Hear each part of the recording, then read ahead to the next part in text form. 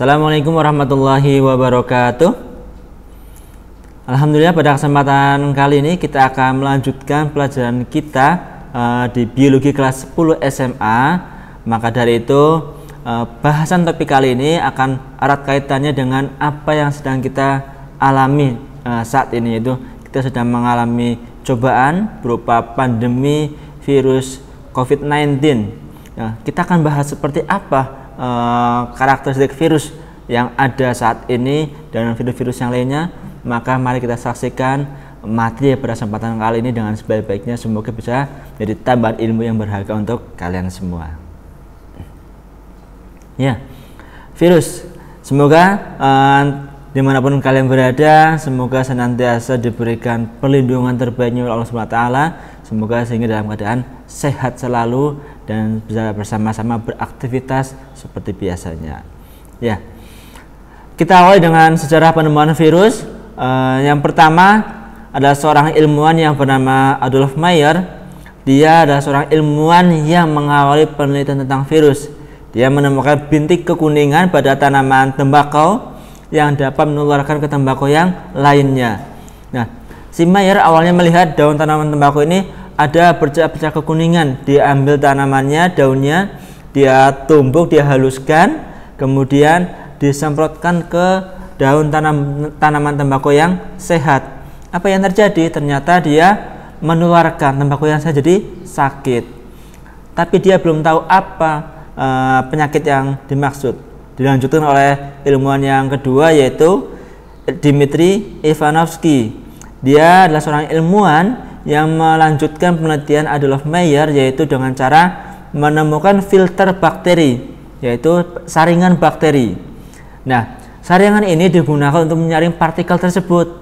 Dia sama menggunakan daun yang ada bercak-bercak kuning, diambil, ditumbuk, dihaluskan, kemudian partikel tersebut disaring menggunakan filter bakteri dan disemprotkan hasilnya ke tembakau yang sehat. Apa yang terjadi? Ternyata daun tanaman tembakau yang sehat tetap tertular bintik kekuningan tersebut. Nah, Ivanovsky belum tahu apa nama partikel tersebut yang bisa menyebabkan penyakit.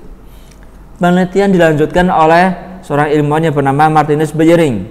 Nah, beliau menguji yang pertama, partikel tersebut disimpan atau disemprotkan ke makhluk hidup. Kemudian yang satu lagi disemprotkan atau dikembangbiakan di media agar. Ternyata virus atau partikel yang dikembangbiakan di media yang hidup, ternyata dia berkembang hidup, ya.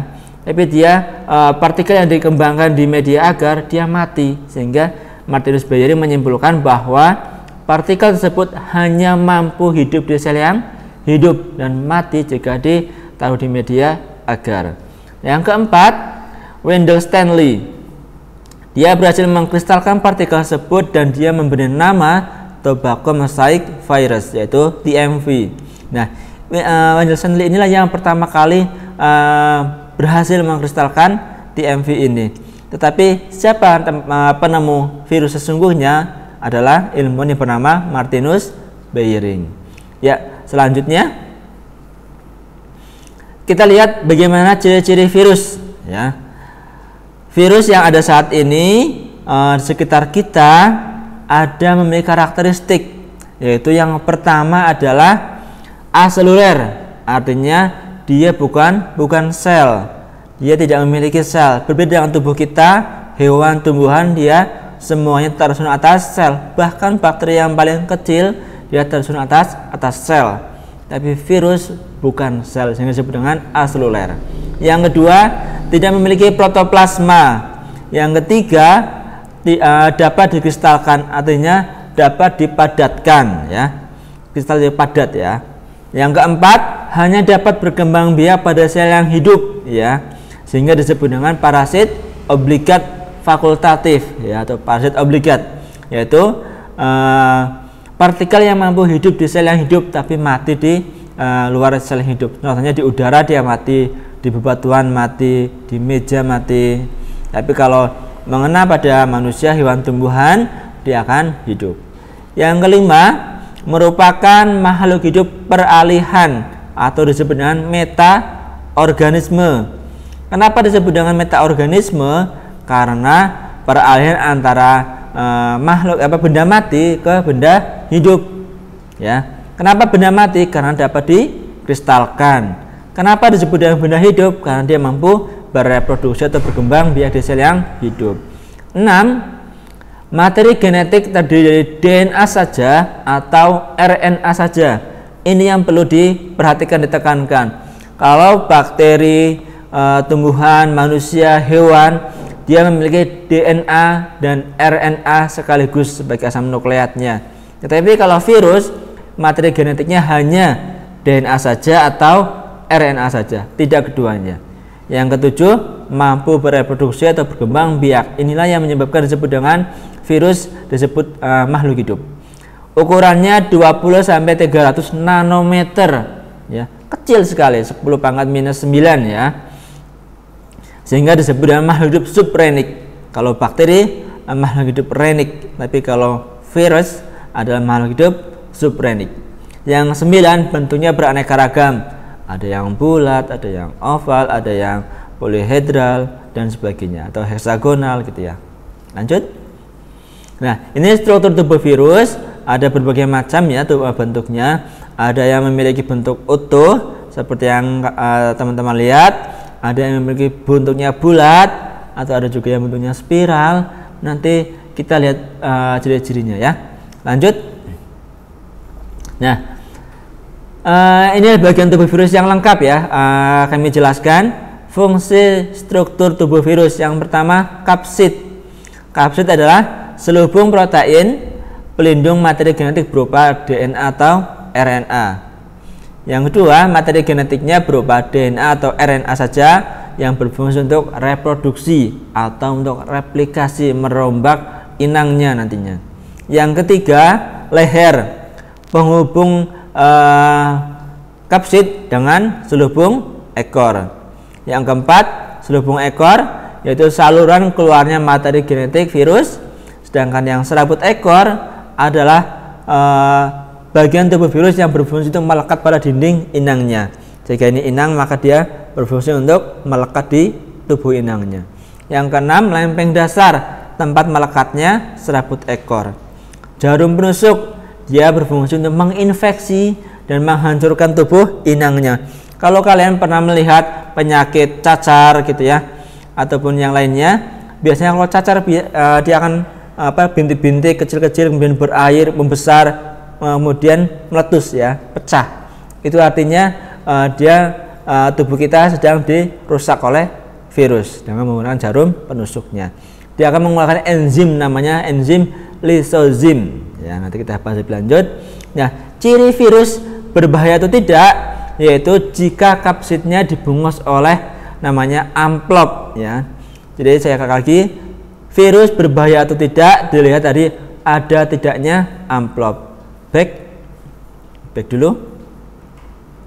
Back lagi. Ya. Itu bagian-bagiannya. Kalau yang kalian lihat ada kapsul, ada kapsid, DNA, leher gitu ya, itulah virus DNA. Kalau yang bulat di sana ada virus HIV sama virus influenza. Dia adalah virus yang memiliki karakteristik tubuhnya diselubungi oleh amplop sehingga dia membuat penyakit pada inangnya. HIV sampai sekarang belum ditemukan vaksinnya. Kemudian influenza itu juga menyebabkan penyakit pada manusia khususnya. Oke, lanjut. Nah, ini perbedaan antara struktur tubuh bakteri dengan struktur tubuh inangnya. Walaupun virus tubuhnya sangat kecil, bahkan lebih kecil daripada bakteri, tetapi dia mampu menghancurkan tubuh inangnya berupa bakteri.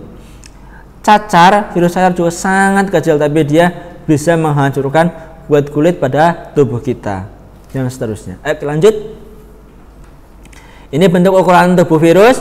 Ada di sana ada E. coli ya. Kita lihat itu bukan virus, itu adalah bakteri penyebab diare atau membantu membusukkan makanan pada tubuh kita. Nah, itu satu makhluk hidup yang ukurannya terkecil, makhluk hidup terkecil bandingkan dengan tubuh virus. Ada yang virus polio kecil sekali seperti itu, ada virus Ebola yang paling besar, ternyata ukuran tidak seberapa dengan inangnya, tapi dia dapat menghancurkan tubuh inangnya. Luar biasa. Ya, lanjut. Reproduksi virus atau disebut dengan perkembangbiakan virus. Virus hanya bisa bereproduksi di dalam sel atau jaringan yang hidup. Nah, replikasi virus secara umum dibagi menjadi dua, yaitu ada siklus litik sama siklus lysogenik. Bagaimana perbedaannya? Yang pertama, siklus litik kita tahapannya. Yang pertama, adsorpsi artinya menempel, penetrasi artinya menusuk, replikasi artinya mengambil alih atau merusak, sintesis artinya adalah pembentukan, kemudian perakitan, yang terakhir adalah lisis atau penghancuran tubuh inangnya. Ya. Yang kedua, siklus lysogenik, adsorpsi penempelan, penetrasi penusukan. Nah, bedanya di lysogenik ada dua di sini. Tidak langsung masuk ke replikasi, yaitu masuk ke penggabungan dulu, penggabungan materi genetik virus dengan inangnya yang akan membentuk namanya profag. Yang keempat, pembelahan, replikasi, sintesis, perakitan, dan lisis. Itu perbedaan dari siklus litik dan lysogenik. Ya, lanjut. Nah, itu reproduksinya ada dua tahapan. Yang pertama siklus litik tadi ya, dia dari adsorpsi, penetrasi, replikasi, sintesis, dan perakitan, kemudian lisis. Nah, kalau yang lysogenik dari adsorpsi, penetrasi, dia masuk ke pembelahan terlebih dahulu, kemudian baru penggabungan pembelahan. Nah, manakala si virus pada siklus lysogenik ini aktif profagnya, maka dia akan masuk ke siklus replikasi. Tetapi manakala profag dari siklus lysogenik itu tidak aktif, maka dia akan terus membelah seiring inangnya membelah. Ya. Kemudian kita bahas satu-satu. Siklus litik, cara reproduksi virus yang utama menyangkut penghancuran sel inangnya. Cirinya adalah litik adalah tahapan di mana virus membunuh dan menghancurkan inangnya. Contoh tadi ya cacar ya. Cacar dia merusak dan membunuh sel-sel tubuh kita. Ya. Tahap yang pertama adalah adsorpsi. Tahap penempelan, yaitu tubuh virus menempel menggunakan serabut ekornya. Hanya menempel, itulah adsorpsi. Ya. Yang kedua, penetrasi, yaitu virus melubangi membran sel inang dengan mengeluarkan enzim lisozim namanya. Nah, kemudian yang enzim lisozim ini dia akan menusukkan menggunakan jarum penusuk. Ya, setelah menusuk maka nanti akan mengeluarkan materi genetiknya berupa DNA atau RNA ke dalam tubuh inangnya. Lanjut. Replikasi. Setelah materi genetik virus masuk ke tubuh inangnya, maka tahap replikasi yaitu menonaktifkan materi genetik inangnya dan mengambil alih kerja dari inangnya. Loh, yang masuk kok nggak tubuhnya, Pak? Tidak, tubuh virus tidak masuk, teman-teman. Yang masuk hanya materi genetiknya. Tapi walaupun materi genetiknya yang masuk, dia bisa mengambil alih kerja dari inangnya seluruhnya. Ya, lanjut. 4. Replikasi. 9. Sintesis, yaitu tahap pembentukan tubuh virus yang masih berpisah-pisah. Ada bentuk kapsid kepala, ada bentuk leher, ada yang bentuk serabut ekor, ada yang membentuk selubung ekor, tapi dalam masih terpisah-pisah. Ya, kemudian perakitan, yaitu menyusun tubuh virus menjadi virus yang utuh. Kalau tadi masih terpisah, kepala terpisah, leher terpisah, serabut ekor terpisah, tapi tahap perakitan adalah menjadi virus yang utuh. Kemudian 6 adalah lisis, yaitu virus-virus yang telah matang akan berkumpul pada membran sel dan menyuntikkan enzim lisozimnya atau lisosomnya untuk menghancurkan membran sel inang. Setelah banyak pada tubuh inangnya, tempatnya sudah tidak muat, maka si virus ini akan keluar dengan menghancurkan inangnya untuk menginfeksi bagian tubuh-tubuh yang lainnya. Dan sel inang mati tentunya. Oke. Nah, siklus lysogenik ciri-cirinya adalah Siklus ini dia tidak menghancurkan inangnya, tapi dia bergabung dengan inangnya membentuk profag, tetapi dia bisa aktif, bisa tidak profagnya. Jika aktif, maka dia akan masuk ke siklus litik, ke replikasi, tapi jika tidak aktif, dia akan terus membelah bersama inangnya. Tahapan tadi sudah disampaikan, adsorpsi menempel, penetrasi menusuk, penggabungan membentuk profag, kemudian pembelahan bersamaan dan inangnya membelah diri, replikasi penggandaan, sintesis pembentukan, perakitan, dan lisis pembebasan. Ya. Kemudian lanjut. Oke, next. Nah, kita masuk ke peranan virus, teman-teman. Ada yang virus yang menguntungkan, ada virus yang merugikan. Bagaimana peranan virus yang menguntungkan? Yang pertama, dia bisa mendeteksi atau mengidentifikasi adanya bakteri patogen atau bakteri penyebab penyakit. Yang kedua, digunakan untuk penelitian oleh para ilmuwan tentunya untuk menghasilkan vaksin. Nah, apa itu vaksin? Kita lihat beberapa virus dapat digunakan untuk membuat vaksin. Sekarang sedang berlomba-lomba berbagai negara untuk membuat vaksin dari virus COVID-19. Siapakah yang berhasil dan bisa digunakan? Kita lihat perkembangannya. Tapi ada juga yang vaksin ini digunakan sebagai tameng, katanya, sebagai penangkal dari virus yang masuk pada tubuh kita.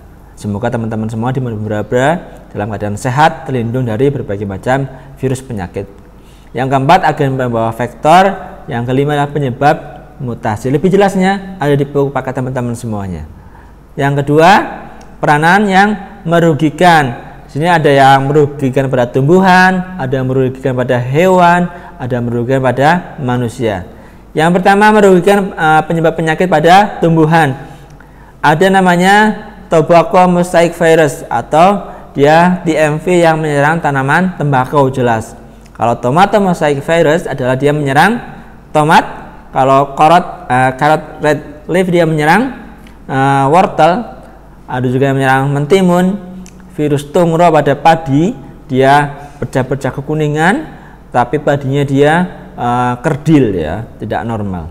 Kemudian ada citrus vine flume degeneration atau CVPD, ya, dia menyerang jaringan flume pada jeruk sehingga dia mengganggu proses fotosintesisnya. Lanjut. Kemudian virus yang menyebabkan penyakit pada hewan, ada Tetelo, Newcastle disease, ya, atau NCD, yaitu dia menyerang ayam dan itik. Ada foot and mouth disease atau FMD, ya, menyerang pada sapi, kerbau, dan domba. Ada rabies atau anjing gila, mungkin teman-teman sudah dengar, pada anjing dan kucing. Ada cacar pada sapi juga. Oke. Kemudian penyebab penyakit pada manusia, ada influenza. Jika kalau teman-teman bersin, di sana ada sunnah Rasulullah yang disampaikan kepada kita bahwa kalau kita bersin, ternyata dia mengeluarkan virus sebanyak 2 juta virus, teman-teman. Nah, kalau virus dikeluarkan dari dalam tubuh kita sebanyak 2 juta, maka sunnah Rasul di sana yang pertama mengucapkan hamdalah. Itu artinya kita bersyukur bahwa penyakit 2 juta virus itu keluar dari tubuh kita. Yang kedua, disunahkan untuk menutup hidung dan mulut kita. Kenapa? Supaya tidak menularkan pada orang lain menjadi sakit pula. Sunnah ada di balik itu, ternyata ada kesehatan. Virusnya adalah orthomoxovirus. Yang cacar, herpes virus. Penyakit polio menyebabkan kelumpuhan karena dia menyerang sistem saraf kita. Ada poliovirus. Hepatitis, ada hepatitis A, hepatitis B, hepatitis C atau hepatitis D, ya. Hepatitis dia hepatovirus. Demam berdarah yang diperantari oleh nyamuk, ya, Aedes aegypti atau virus dengue, ya, DB, ya. Kemudian ada flu burung, ya. Ada virus H5N1, ada flu babi juga yang pernah mewabah dulu, ya. Tapi alhamdulillah sempat tertangani dengan baik. Atau virus H1N1, dia bermutasi. Nah, yang ini sedang ramai diperbincangkan, ya, SARS atau Severe Acute Respiratory Syndrome, ya, atau coronavirus. Nah, coronavirus yang dulu yang sempat booming juga tapi tidak se-booming kali ini, sekarang adalah dia bermutasi. Dia menjadi COVID-19 ya, lebih menakutkan. Tapi kabarnya bahwa virus COVID-19 98% insya Allah pasien sembuh dengan izin Allah tentunya ya. Ya tidak menakutkan yang dibayangkan ya. Herpes, ada herpes simplex virus. AIDS, apa singkatan AIDS ya? AIDS apa singkatannya? Ya, kalau AIDS dia menyerang kekebalan tubuh manusia ya, sehingga dia tidak sembuh sampai sekarang ya, belum ditemukan vaksinnya ya. Ada HIV, Human Immunodeficiency Virus ya.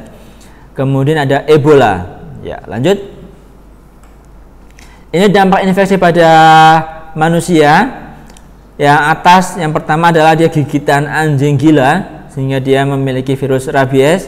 Jika dia terkena rabies maka dia akan menyerang sistem saraf kita ya. Nah, untuk biar semoga tidak ada yang terkena ya. Kemudian ada AIDS, dia menyerang sistem kekebalan tubuh. Jika batuk maka dia akan komplikasi ke paru-paru, ada komplikasi ke peredaran darah, ada komplikasi ke sistem pencernaan dan sebagainya. Sehingga kalau orang yang terkena AIDS mungkin setahun, 2 tahun, 3 tahun dia rasanya seperti sehat-sehat saja, tapi setelah itu dia jika sakit maka sakitnya akan terus komplikasi, tidak bisa disembuhkan. Kemudian ada cacar, campak, ada polio gitu ya. Lanjut.